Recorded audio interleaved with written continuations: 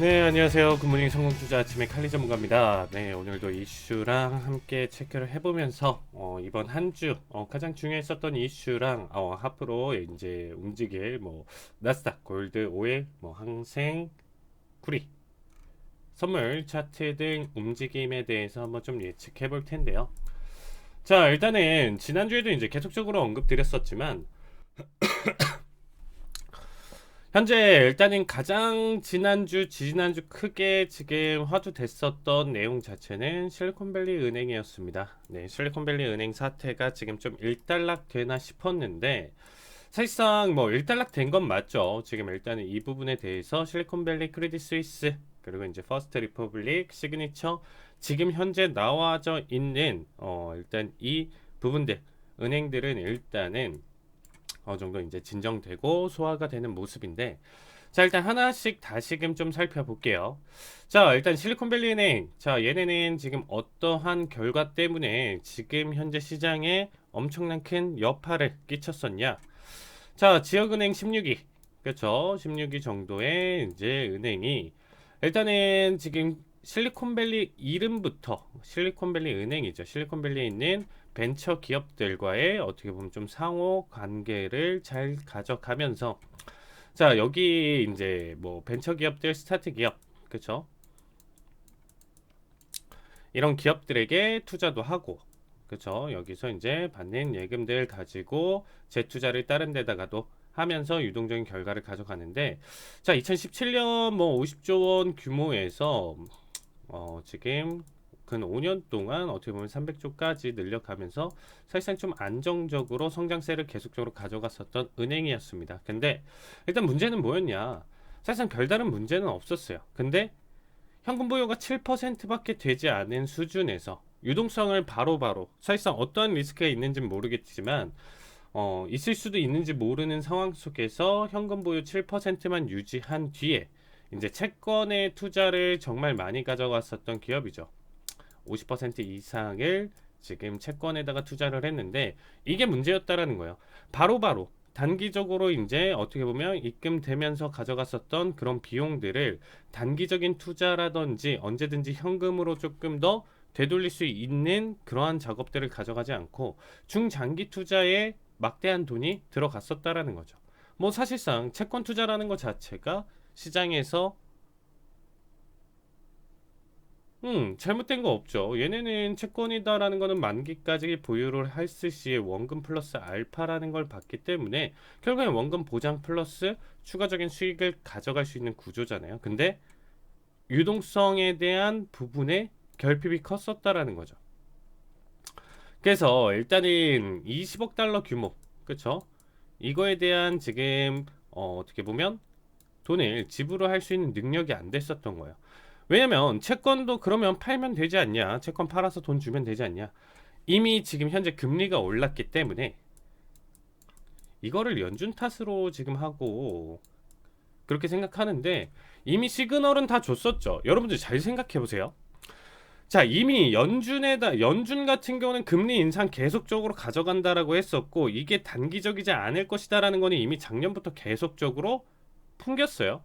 그러면 이런 식의 채권 투자를 계속적으로 가져가고 사실상 재투자를 못 받는 이런 스타트업 벤처 기업들 같은 경우에 현금 유동성이 떨어질 수밖에 없고 투자를 못 받다 보니까 사실상 R&D 기술 개발이라든지 직원들 월급이라든지 지속적으로 나가는 금액들 자체가 투자적으로 지금 받지 못하는 형편이기 때문에 사실상 결국에는 남아있는 본인들의 맡겨놨었던 예금들이라든지 이런 부분들을 사용을 해서 어떻게 보면 현재 상황을 타개를 하려고 하는 거잖아요.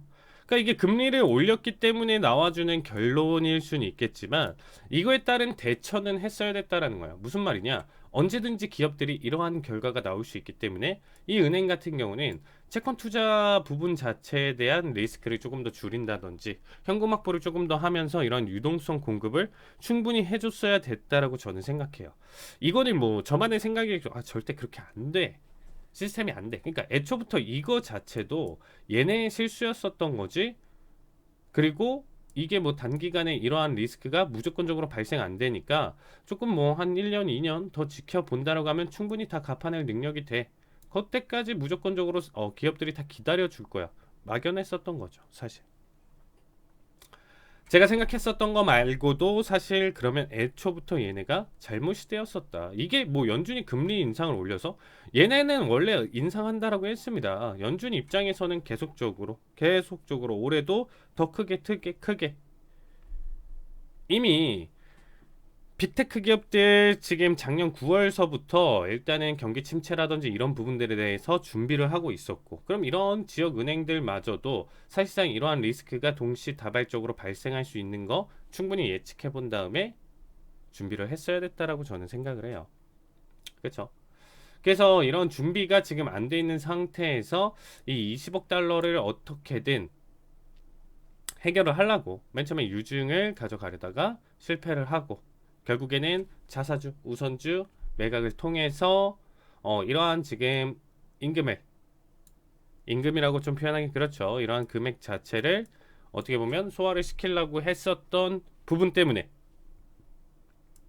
뭐가 발생했다? 뱅크런이 발생을 했습니다. 그렇죠? 뱅크런.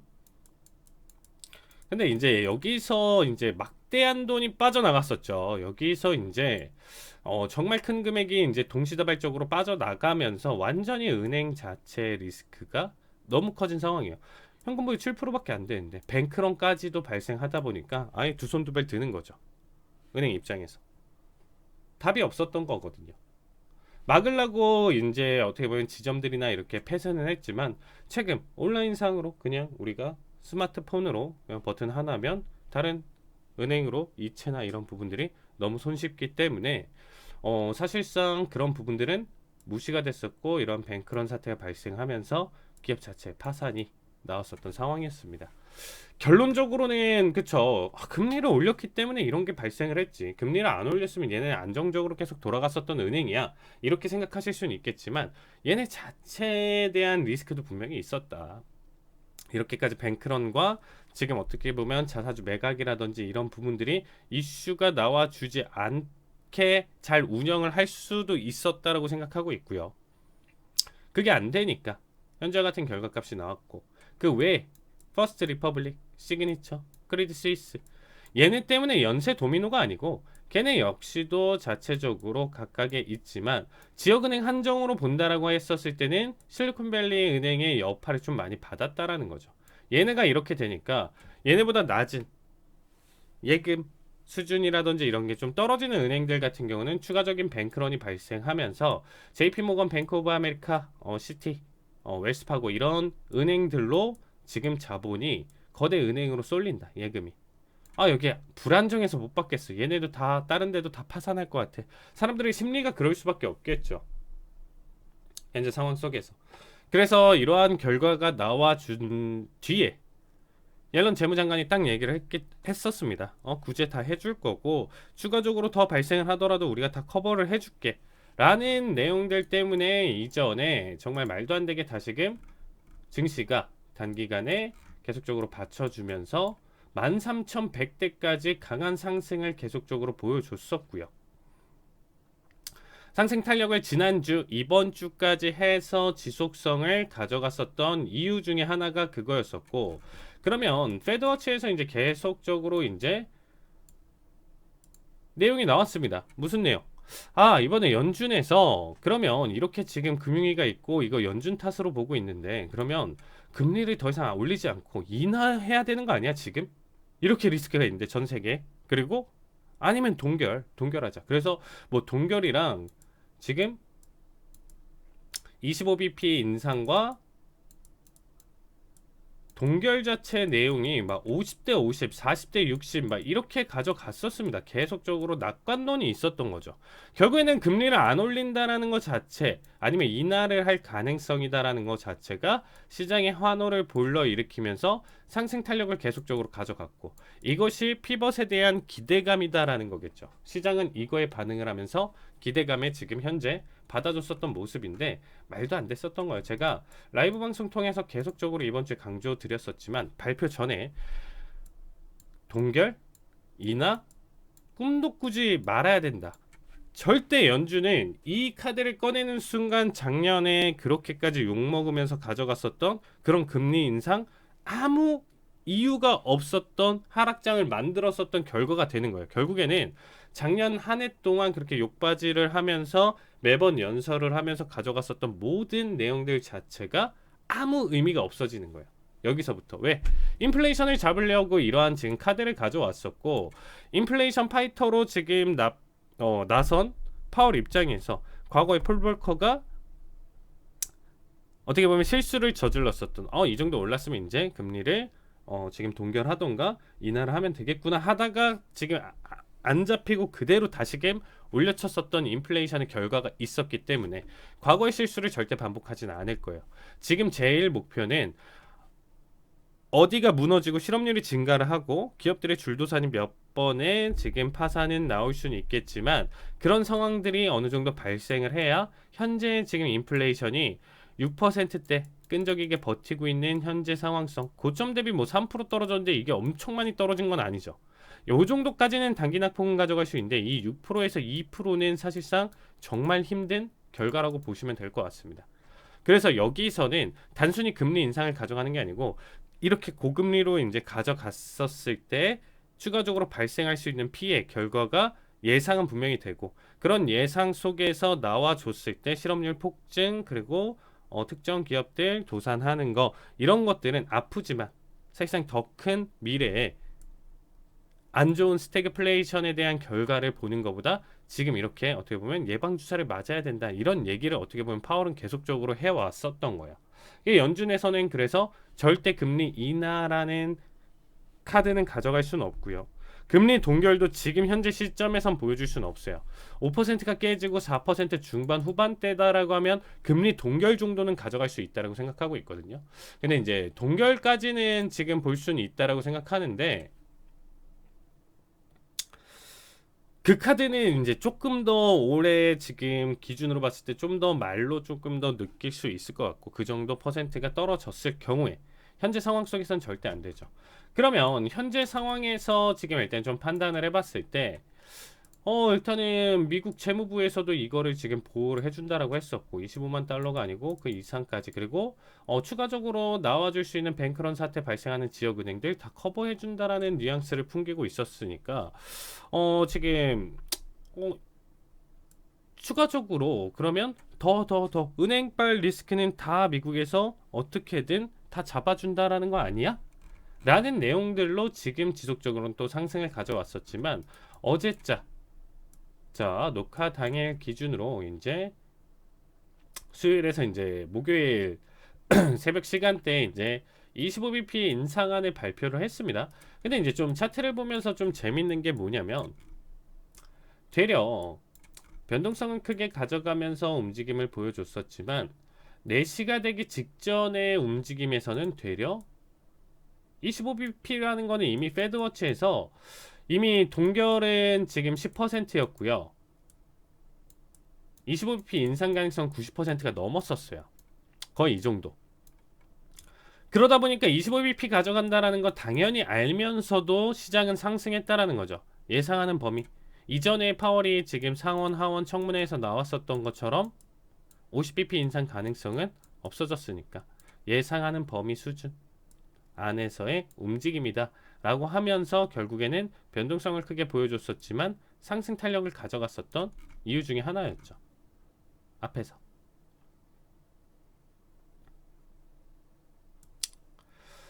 그러다가 결국에는 하락으로 지금 일단 좀 전환됐었는데, 이거에 대한 전환에 대한 이유는 뭐 매파적인 파월의 의견보다는 사실상 옐런 재무장관의 이제 어떻게 보면 지금 봤을 때 지역은행이랑 지금 뭐 금융 리스크가 이제 심각할 수 있다라는 좀 언급을 하면서 사실상 이 낙폭을 지속적으로 이제 좀 가져갔었던 이유. 그래서 어제짝 이 큰 낙폭의 하락 얼마나 크냐면요, 지금 거의 13,080 거의 100 부근대까지 갔다가 지금 680까지 떨어졌죠. 그래서 여기 구간대 400포인트를 무려 단기간에 고점 대비 3시 45분서부터 4시 55분 뭐 지금 5시 요 정도까지니까 근 1시간 동안 400포인트를 떨궜어요. 1시간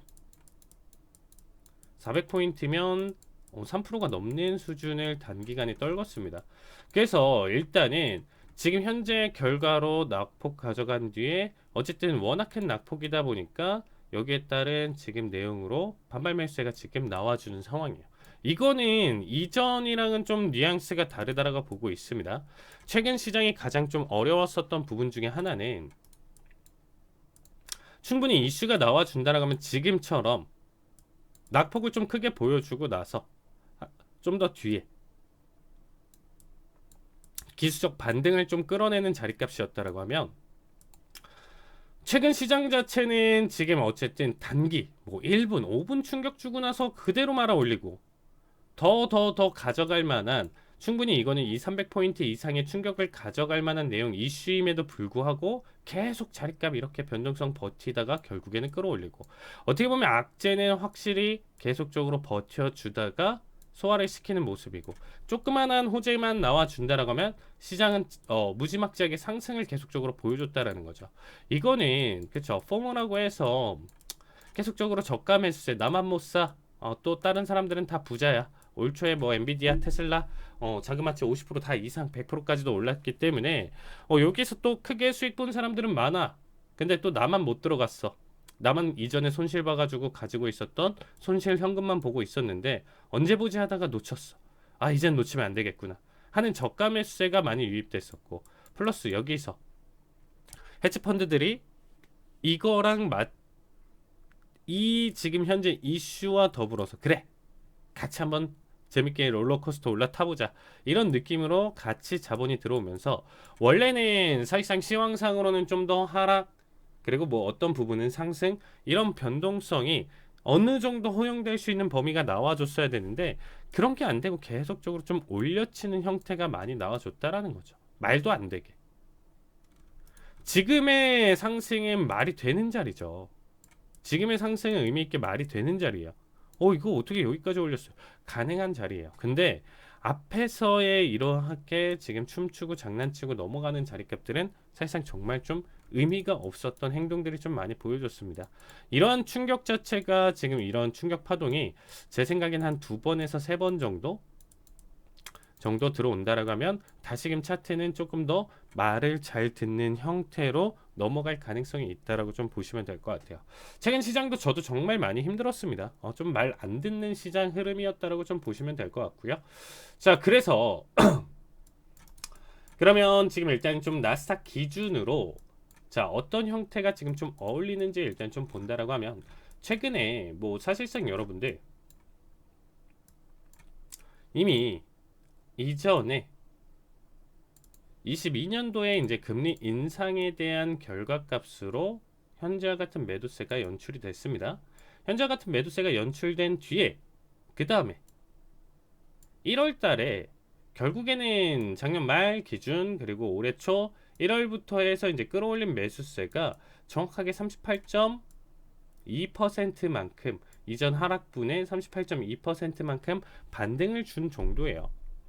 반등을 준 정도고 여기까지 가져간 뒤에 눌림 정확하게 나와줬고요. 지금 자체가 이제 고점을 살짝 깨고 이제 다시금 전고점을 깨면서 다시금 추세 으쌰으쌰 하자는데 사실상 여기에 리스크들이 너무 많죠.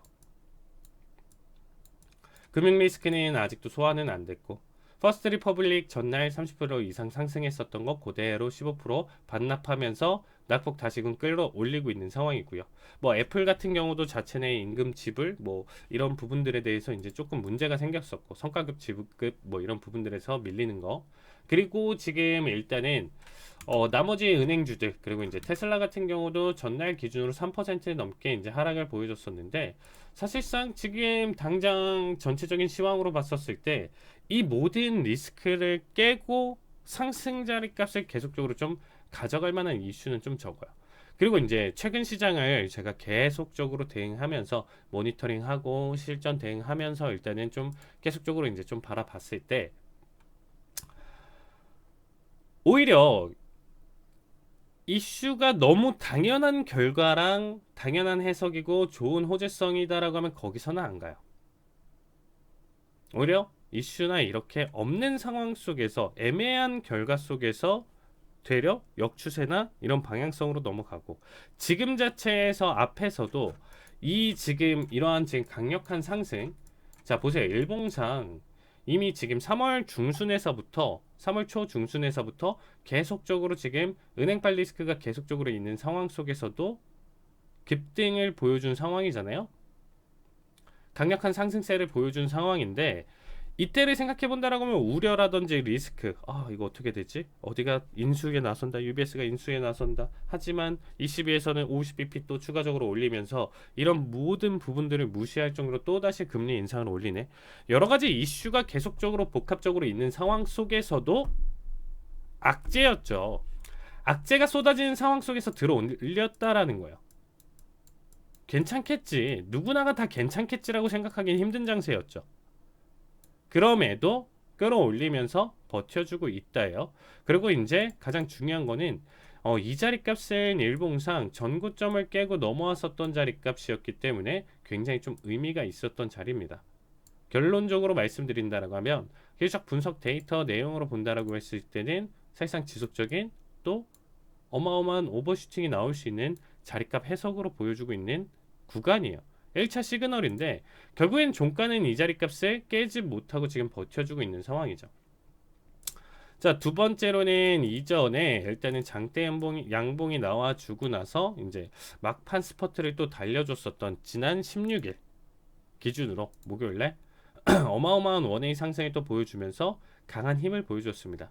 이 힘의 여파로 지금 추가적으로 계속적으로 지금 이 자리값을 버틴다라고 생각하시면 될 것 같아요. 그래서 일단은 지금 현재 구간대는 횡보 자리를 가져가던가 다시금 이전에 940이나 13,000 자리를 한 번씩 좀 깬다라는 느낌으로 움직임을 조금 더 연출될 가능성은 있지만, 우리가 이거를 지속적으로 상승으로 바라보기에는 사실상 물음표가 드는 시장이에요. 어쩔 수 없이 가능성이 나와주고 지금 현재 시장에서는 보여줄 수도 있겠지만, 이미 지금 25bp까지 또 추가적으로 올렸다라고 하면 부수적으로 도미노로 발생되는 건 아니지만, 우리가 지금 이전에 있었던 실리콘밸리 은행 때문에 여기에 대한 뭐 어떤 연계된 다른 은행들 줄줄이 도미노로 파산한다는 게 아니고, 얘네가 한번 보여줬잖아요.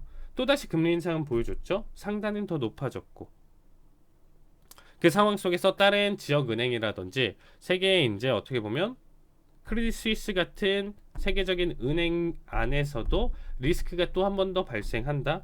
이번에는 연준 재무 뭐 이쪽에서도 사실상 나몰라라 한다 수준까지 이제 좀 넘어온다. 근데 금융 시스템에서는 그렇게 나몰라라 할 수는 없을 것 같아요. 08 때 너무 세게 당했기 때문에 나몰라라 할 수는 없겠지만, 그래도 추가적으로 또 발생을 한다라고 했었을 때는 리스크가 굉장히 좀 커질 수밖에 없겠죠. 결국에는 여러분들 지금 하락장에서 여러분들이 이제는 준비를 해야 돼요.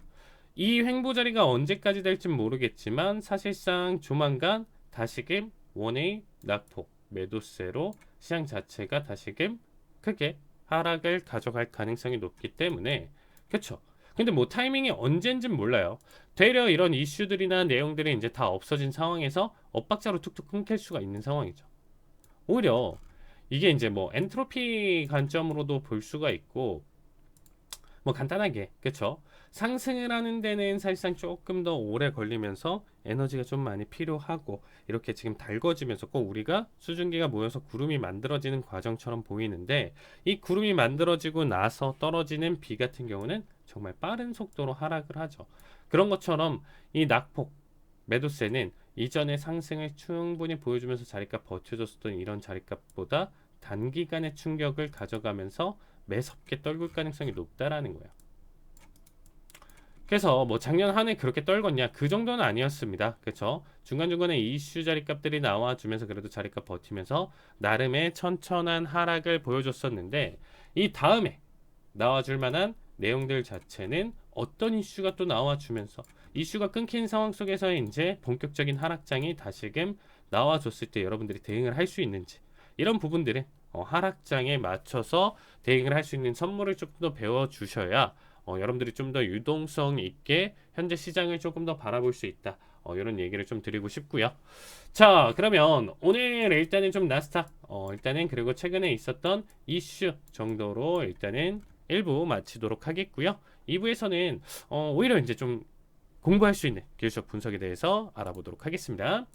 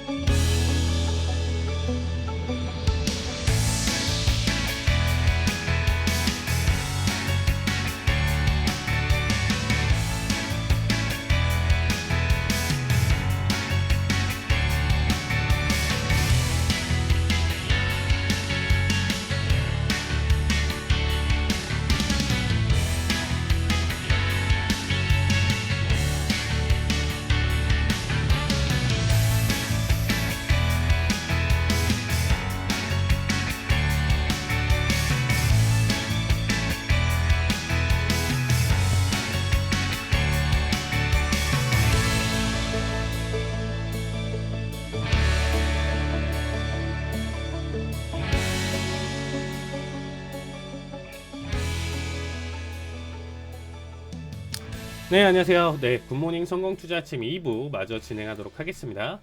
자, 일단은 나스닥 같은 경우는 그래서 이번 한 주, 자, 기술적 분석 지금 공부하기에 앞서서 자, 나스닥 움직임 일단은 예상되는 움직임 경로 자체는 다시금 현재 구간대에서의 낙폭이고요.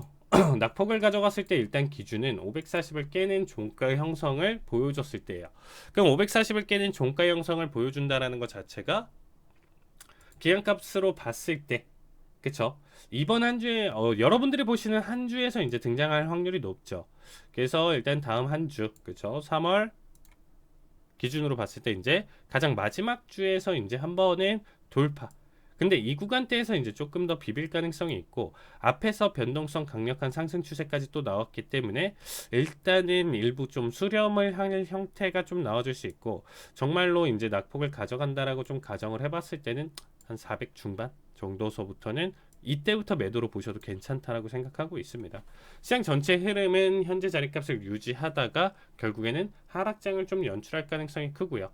이게 금융 쪽으로만 지금 리스크가 있는 게 아니고 기업적인 측면에서도 이번 금리 인상, 지속적인 금리 인상 자체는 실질적으로 타격을 굉장히 좀 많이 입을 것으로 예상이 되고 있습니다. 그래서 다음 있을 어떻게 보면 실적 발표랑 좀 생각해 본다라고 하면 미리 하락장에 조금 더 대비해서 준비를 해보셔라. 이렇게 좀 얘기를 드리고 싶습니다.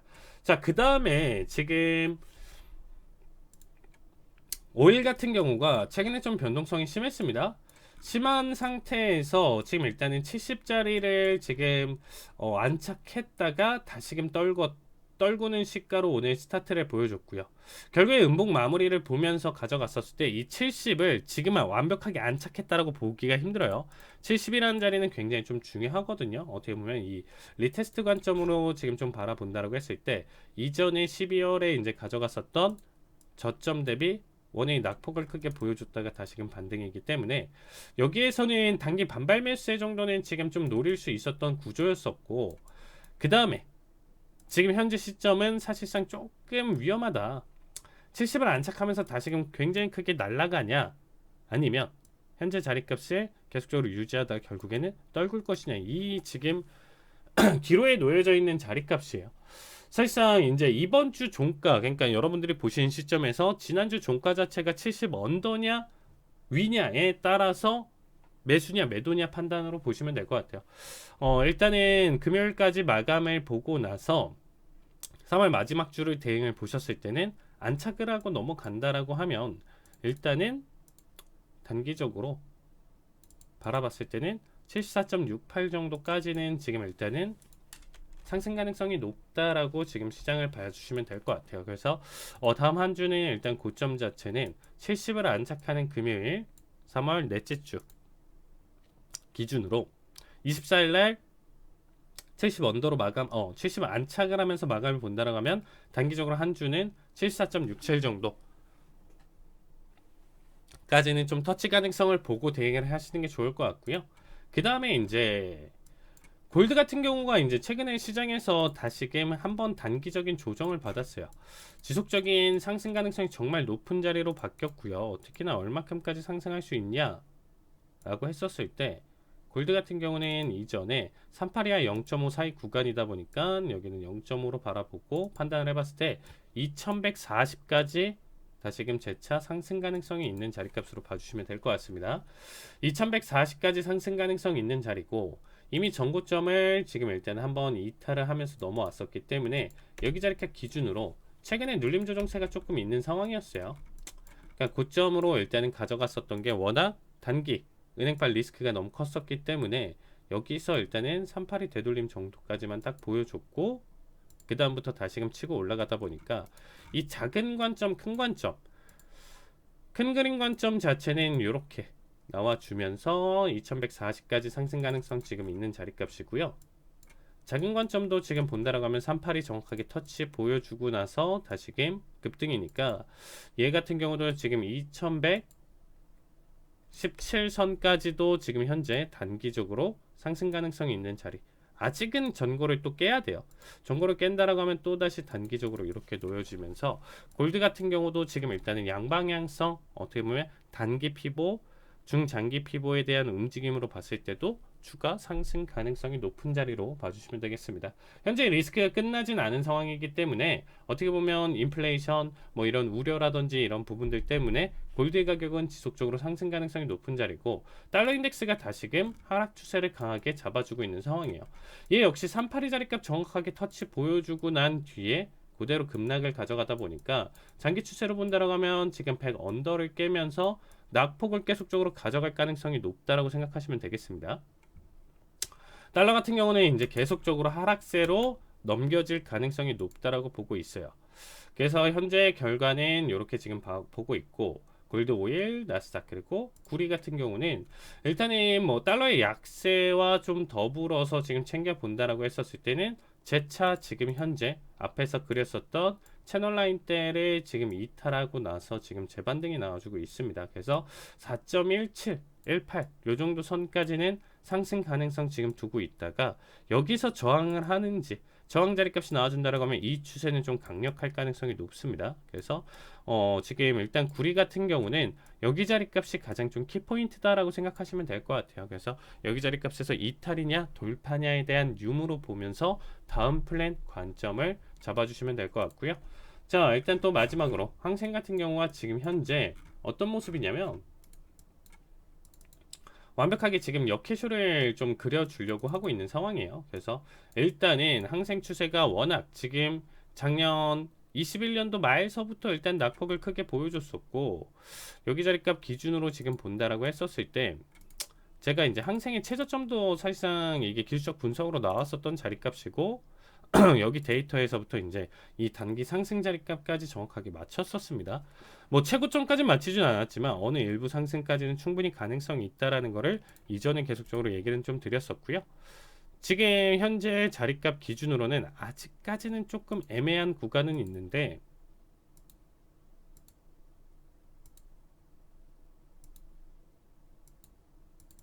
그렇죠. 오히려 이제 항생 같은 경우는 역캐주얼 패턴 앞에서 단기 급등의 눌림 자리값 정확하게 나와줬었고 그 뒤에 지금 현재가 바닥이냐 아니냐는 사실 아직은 근거는 사실 애매해요.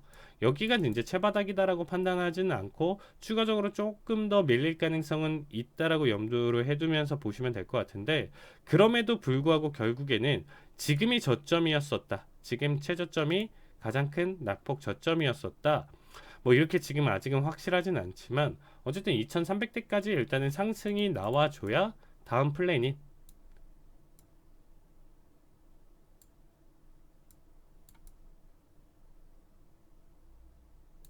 23,000대까지 상승을 일단 좀 가져간다라고 하면 여기서부터는 일단은 뭐 최대 상승 폭으로 지금 본다라고 하면 3만대까지 다시금 상승 가능성이 높은 자리로 봐주시면 될 것 같습니다. 항생 같은 경우는 충분히 다 자리값 다 회복하면서 상승 가능성 지금 2만 저점이다 보니까 항생 관련으로 해서 ETF 같은 경우는 지속적으로 지금 좀 매수로 일단은 대응하면서 사도 좀 나쁘지는 않을 것 같아요. 관점에서 충분한 눌림이니까 지금 다시 매수 관점으로 해서 모아간다라고 하면 올 한 해 조금 더 나쁘진 않는 매수세를 조금 기록할 가능성이 높다라고 생각하고 있습니다. 그래서 요거 자체는 제가 노란톡방 들어오신다라고 하면 여기에 대한 관리나 내용 해석은 가져갈 테니까 자 여기 한번 같이 준비하면서 올 한 해 한번 좀 의미 있는 투자로 일단 좀 가져가면 좋을 것 같습니다. 자 항생까지 일단은 좀 설명드렸고요. 그 다음에 뭐 개별 기업 같은 경우는 지금 좀 볼만한 내용 자체는 없어요. 이전에 지금 테슬라가 정말 강한 상승을 보여줬다라고 여러분들 생각하시면서 일단 좀 보고 계시는데 이미 21년도 말 최고점에서부터 일단 400달러 이상 가져갔었던 테슬라가 100달러 때까지 어마무시하게 추락을 했던 겁니다. 거기에 따라서 일단 단기적으로 200달러까지 상승했었던 거를 어마무시한 상승이라고 보는 것보다 나스닥이랑 똑같죠. 고점 대비 38.2% 정확하게 터치 보여주고 나서 낙폭 매도세. 현재 자리에서 이제 갈팡질팡하면서 다시금 깨면서 상승으로 가져갈 것이냐 하락 추세로 전환할 것이냐니까 리스크가 굉장히 큰 종목이다. 근데 제 개인적으로 바라본다라고 하면 지금 신규 접근 눌렸으니까 또 들어가도 돼는 아니다라고 생각해요. 이미 바닥 자리에서 제가 여기서부터도 계속 매수 관점으로 여기서부터 준비하면서 사시는 거 나쁘지 않다라고 분명히 얘기 드렸었는데 이전에도 여기 타이밍에 일단 한번 급등세 놓쳤기 때문에 지금 자리는 사실상 조금 애매하고 더 좋은 플랜 나머지 자리값에서 보시면 좋을 것 같아요. 자 그래서 오늘 할 내용 자체는 기본적으로 일단은 추세선. 자 추세선 자체는 지금 일단 좀 바라보실 때 추세선은 뭔가요? 어떻게 하는 건가요? 이렇게 좀 생각하실 수가 있는데 자 현재 뭐 오일을 가지고 볼까요? 뭐 골드 뭐 아무거나는 상관은 없는데 엔비디아 지금 좀 계속적으로 일단 최근 흐름 너무 좋다 보니까 엔비디아로 일단은 한번 지금 바라보도록 하겠습니다. 자 무슨 얘기냐? 자 추세라는 것 자체는 이렇게 지금 봤을 때는 쉽죠. 앞에서는 지금 계속적으로 2016년도 뭐 계속적으로 상승 추세 잘 보여줬네요. 그쵸? 그러다가 하락, 상승, 뭐 하락, 상승, 하락, 상승 뭐 이렇게 놓여져 있네요. 이렇게 뭐 간단하게 해석을 할 수가 있겠죠. 간단하게 해석을 할 수가 있는데 일단은 기본적으로 이렇게 지금 상승이다라는 건 알고 눈으로도 지금 상승이다라는 건 누구나가 지금 알고 있는 상황이죠. 알고 있는 상황인데 추세선을 만들어서 일단은 본다라는 것 자체가 우리가 매매로서 어떻게 활용을 할 수가 있냐를 판단을 하는 거예요. 간단하게 말씀드리면 매매로서 어떻게 우리가 이 시장을 판단을 할 수 있는지. 자 무슨 얘기냐, 일단은 기본적으로 하락 추세를 만들 때는 이 캔들이 어쨌든 지금처럼 이 상단 빨간색 추세 라인대를 돌파하지 못하고 지속적으로 눌림이 계속 이어지는, 그럼 이 기준을 갖고 나중에는 더 낮은 가격에서도 이제 점점 저항을 받는 자리값이겠죠. 좀 더 유동적으로 마디값보다도 좀 더 유동적으로 현재 상황에 맞게 추세에 맞게 다른 고점들을 계속적으로 세울 수 있다라는 장점이 있습니다. 마디값이랑 마디선이랑 추세선이랑 뭐가 더 좋나요? 뭐 이런 건 사실상 좀 무의미한 얘기겠지만 좀 더 유동성으로 바라보기 위해서는 추세선으로 일단은 만들어서 대응하는 게 훨씬 더 일단은 조금 더 좋다라는 얘기는 드리고 싶습니다. 자 그러면 지금 일단은 단기 고점 이렇게 지금 계속 나와주고 있는 상황 속에서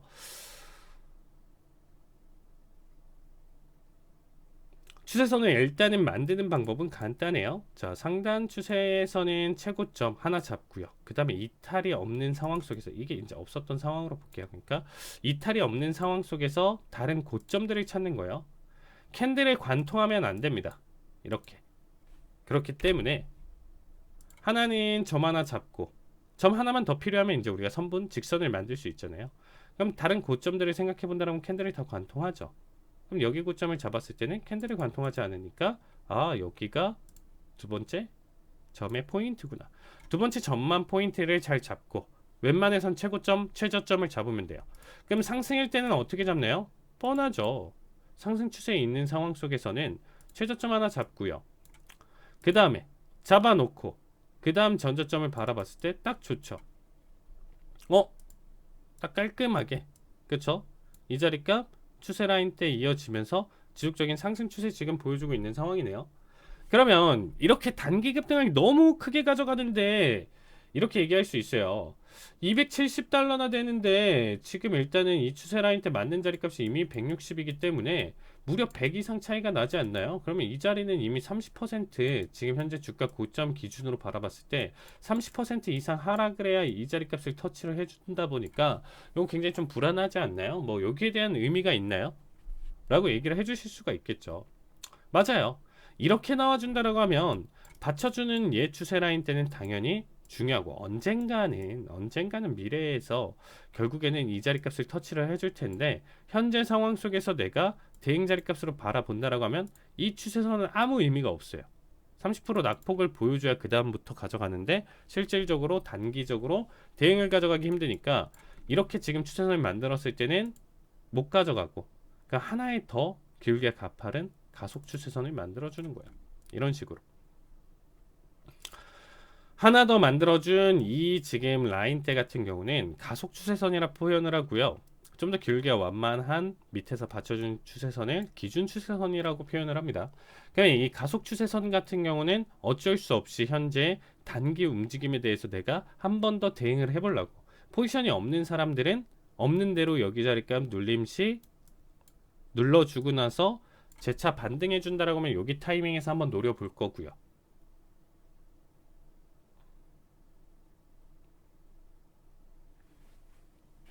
이미 지금 현재 어느 적절한 가격대에서 보유하면서 이 자리를 계속적으로 끌고 가는 분들 같은 경우는 이 가속 추세선 이탈을 했었을 때 물량을 줄인다던가 그렇죠? 아니면 여기서 청산 보면서 여기면 충분히 만족해 하면서 이 추세 잘 끌고 갔다 이렇게 할 수 있는 자리로 봐주시면 될 것 같습니다. 그래서 이렇게 가속 추세선 그 다음에 결국에는 언젠가는 이 자리값 터치하고 뭐 변동성 가져가다가 이 기준 추세선 밟았을 때는 또 굉장히 또 중요한 매매 포인트가 되겠죠. 기준을 잡아주고 가져갔을 때 다시금 올려치냐 떨어지냐에 따라서 또 다시 움직임이나 변동성은 갈릴 거니까 여기서는 일단은 좀 체크를 하면서 볼 수 있고 이렇게 두 가지 관점만 가지고 지금 해석을 하더라도 증시에서 지금 일단은 못 볼 게 없죠. 그러니까 좀 더 복잡한 해석, 보조지표 많은 공부는 하고 있는데 일단 기본적으로 우리가 가시적으로 생각해 볼 수 있는 거. 나스닥이 지금 매수가 너무 좋아서 나는 계속적으로 뭐 지수라든지 아니 개별 종목 잘 사고 있는데 결론적으로는 지금 현재 받쳐져 있는 이 추세 라인대를 이탈하고 넘어온다라고 하면 여기서부터는 확실히 본격적으로 매도나 아니면 앞에서 있는 포지션을 정리할 만한 근거가 되는 거죠. 기준을 잡는 겁니다. 모든 마디값, 추세선 내용을 배우셨을 때 기준을 잡는다라고 생각하시면 돼요. 자, 한도 끝도 없이 떨어지는 지금 일단은 천연가스 차트거든요. 천연가스 차트도 한도 끝도 없이 뭐 일단은 뭐 마이너스까지도 나올 수도 있는 상황인데 결론적으로 얘 추세를 지금 돌린다라는 것 자체는 그렇죠. 이 추세 라인대를 깨고 넘어왔을 때는 더 이상 매도세 하락으로 보기는 조금 힘든 단계구나 라고 인지를 할 수 있는 단계겠죠. 그래서 지금 자리에 안 보더라도 이 자리값을 깨고 넘어왔을 때는 내가 기준 삼아서 한번 단기적인 매수를 조금 더 도전을 해볼 수도 있다라고 봐주시면 되겠습니다. 거기에 따라서 뭐 테슬라도 좀 볼 수가 있을 겁니다. 테슬라 같은 경우는 제가 이제 최고점이다라고 얘기를 드렸는데 간혹가다 이런 경우가 있어요. 최고점이면 무조건적으로 이탈 안 하는 캔들이 나오면 이렇게 너무 완만한 거의 수평에 가까운 쌍고를 찍었기 때문에 수평에 가까운 추세선이 나와준다라고 하면 의미가 없어요. 이거보다 더 이런 식의 추세선이 나온다라고 하면 이건 거의 뭐 마디값이지 추세선에 대한 대응은 아니죠. 그래도 뭐 이 정도까지는 지금 좀 받아줄만 하겠죠. 현재 추세에서 다시금 테슬라가 옛날에 지금 일단은 20년도 기준으로 일단 무지막지하게 상승을 가져갔었던 이 움직임을 기준으로 다시금 이때의 영광을 되찾으려면 적어도 이 상단에 지금 두텁게 깔려있는 이 추세 라인대를 좀 걷어내고 올라치면서 안착을 했을 때부터가 진정한 상승으로 바라보셔도 나쁘진 않다고 생각하고 있습니다. 이런 식으로 조금 더 가시적으로 간단하게 어느 타이밍이 가장 좋은지를 좀 판단을 해보시면 될 것 같고요. 뭐 최근에 있었던 금융주들 같은 경우도 사실상 움직임 자체가 너무 아쉬워요. 이제 뭐 JP모건 같은 경우도 이미 고점 대비 계속적으로 금리 인상 속에서 낙폭을 가져갔었던 상황이다 보니까 얘 역시도 지금 단계에서 단기적으로 몇 개의 뭐 캔들 자체가 상승 보여주고 이거 소화했다 이렇게 지금 보기가 너무 힘들죠. 최근 이슈 속에서는 계속적으로 추세 잡히면서 낙폭을 가져가다 보니까 얘 역시도 정확하게 이 라인대를 이제 뚫고 넘어왔을 때부터 얼마 남지는 않았습니다. 다시금 금융주들의 이제 상승과 부활을 조금 더 생각해 볼 수 있고, 지금 단계에선 너무 아쉽죠. 작년 한 해 기준으로 낙폭이라든지 이런 부분들 보신다라고 하면 그 외에 뭐 뱅크 오브 아메리카 똑같이 그쵸, 계속적으로 지금 연속적으로 추세를 낙폭 매도세를 계속적으로 가져가다 보니까 지금 회복을 한다라고 했었을 때 적어도는, 그러니까 지금 단계에서 그러면 바라봤을 때는 적어도 매도세에 대한 연속으로 일단은 좀 바라볼 수 있는 자리 해석으로 봐주시면 될 것 같습니다. 그래서 아직까지는 매도 추세 계속적으로 나와주면서 이러한 움직임 반복할 것이고, 언젠가는 이 상단 라인 때는 돌파를 가져갔었을 때 더 이상 이 하락 추세 매도세를 조금 더 끊어주고 나서 상승으로 좀 전환할 수 있다. 이 정도로만 생각해 주시면 될 것 같습니다. 자, 오늘 내용은 일단은 조금 간단하게 추세 라인대가 어떻게 만들어지는지에 대해서 공부해 봤고요. 다음 시간에 뵙도록 하겠습니다. 감사합니다.